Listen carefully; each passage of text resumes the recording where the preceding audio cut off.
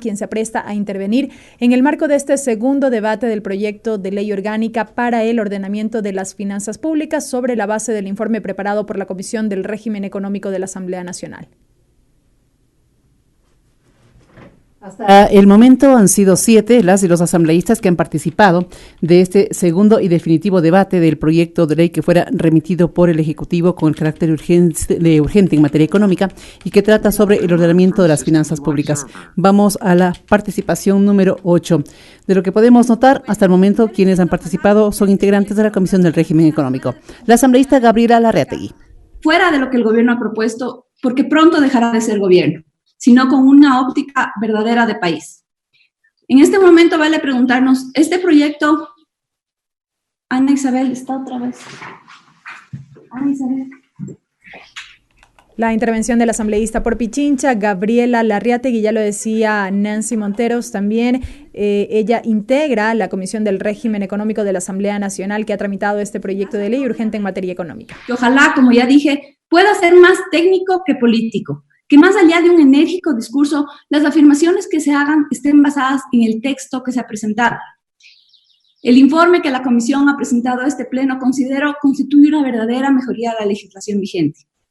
Algunos de los puntos que sostienen mi afirmación son que se baja el porcentaje de modificación del impuesto general del Estado que puede realizar el ministro de Finanzas del 15 al 5%. Esta modificación es importante porque reduce la discrecionalidad del Ejecutivo para modificar el presupuesto que ha sido aprobado por la Asamblea Nacional. Se incluye en la regla de deuda,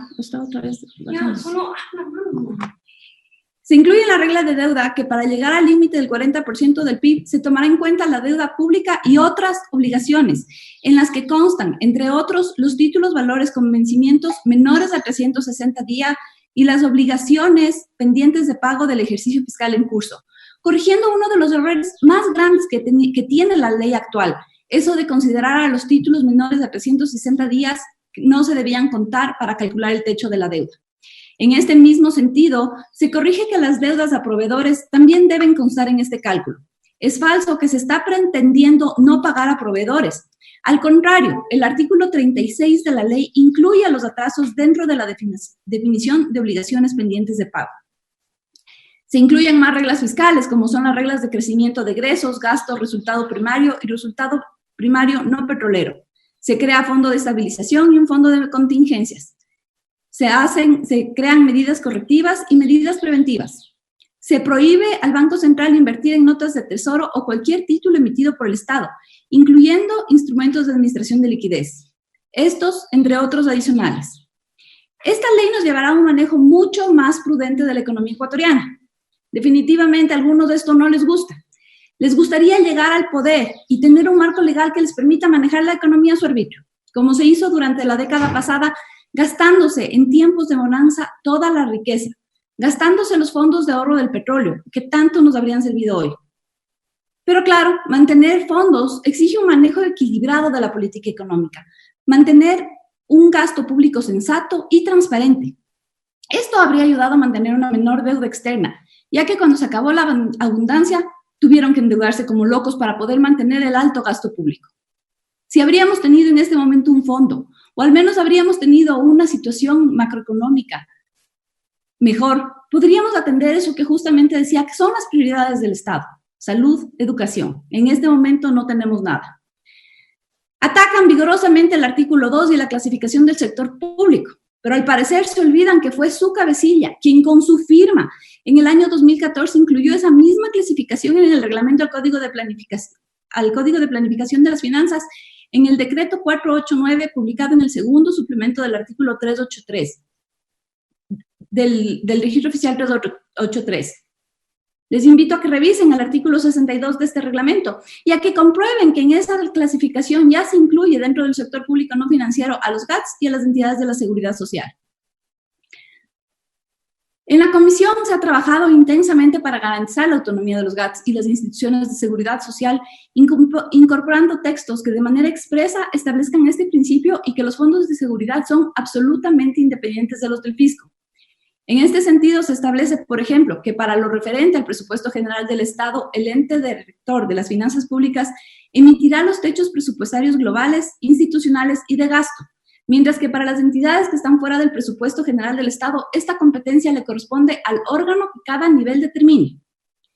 Sin embargo, de existir espacios en la ley donde se podría generar dudas respecto a las autonomías, se debe perfeccionar el texto. No queremos jamás que ningún gobierno vuelva a tomar los fondos de las entidades de seguridad social. Estos fondos, como ya hemos dicho, son distintos de los del fisco y deben ser manejados con toda la prudencia, puesto que, y esto es importante decirlo, no son fondos tampoco de las entidades, sino de todos nosotros, de todos los asegurados.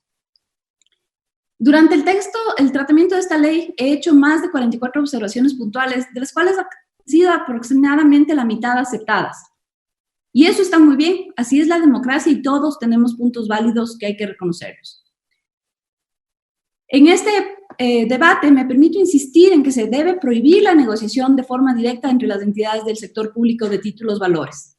Estas transacciones tienen que hacerse a través de las bolsas de valores para dotar de transparencia, ya que la obligación de proveer información a las entidades de supervisión no es suficiente, pues esta siempre tendrá la característica de ser posterior. Se debe permitir una máxima transparencia en estas negociaciones pasando por la bolsa de valores, en donde podrá existir pujas, valores de mercado, y los ecuatorianos podremos saber qué instituciones venden y quiénes están comprando. Prefiero que se pague una comisión legal por un servicio a que los costos que la opacidad genera. Además, el texto que he sugerido a la comisión establece que se deberá fijar tarifas preferenciales para las entidades del sector público, que de hecho en la actualidad ya son mucho menores que las que se aplican a transacciones entre privados.